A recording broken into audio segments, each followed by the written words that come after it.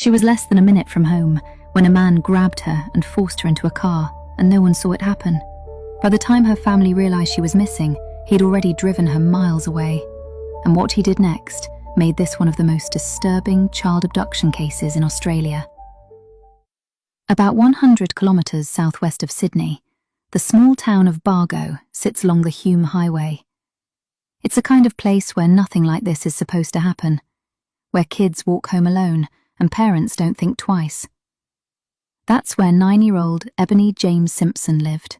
Born on December 22nd, 1982, to her parents Christine and Peter, Ebony, known as Bonnie, grew up on a small farmlet with her 2 older brothers.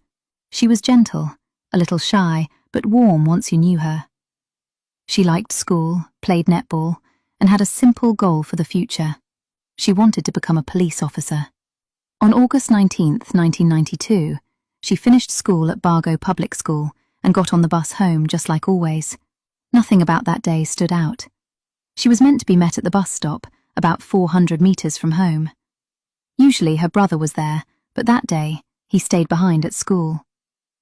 Her mother was also running a few minutes late, so at around 3:10 p.m, Ebony stepped off the bus alone and started walking.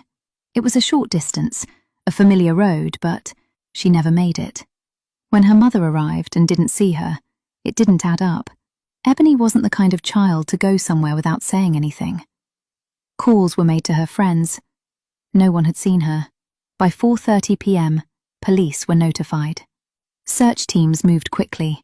Officers, volunteers, and neighbours spread out across bushland, railway lines, dams, and dirt roads surrounding Bargo. Helicopters scanned overhead. Search dogs followed any scent they could pick up, but there was nothing. No bag, no footprints, and no sign of a struggle. It was as if she had been taken in seconds. Investigators began to suspect an abduction. Then a neighbour came forward with something important. They had seen a man earlier that afternoon on Arena Road, the exact route Ebony would have taken. He was standing beside an old, dirty car with the bonnet up, as if he was fixing it. But something about him felt off. Witnesses described him as slim, around 177 centimetres tall, with shoulder-length brown hair, dressed in black.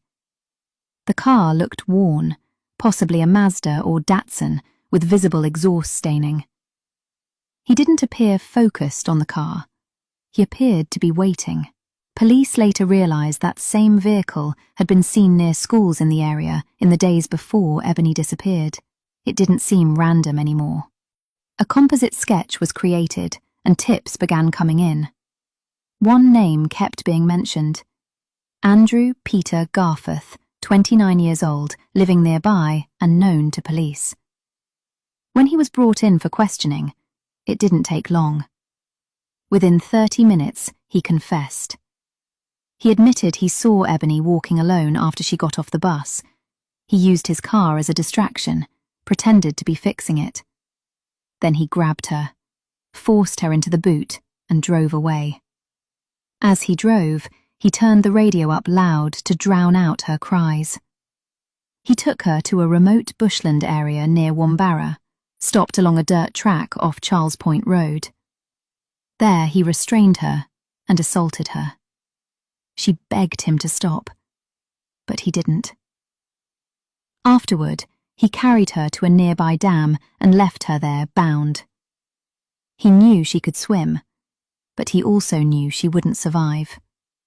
He tied her school bag to her body, weighing it down with rocks. Then he left. And later he joined the search, standing alongside the same people desperately looking for her. On August 21st, 1992, police found Ebony's body in that dam just 2.5 kilometres from her home. She was still in her school clothes. Her lunchbox floated nearby. The official cause of death was drowning, but she had already lost consciousness before being left in the water.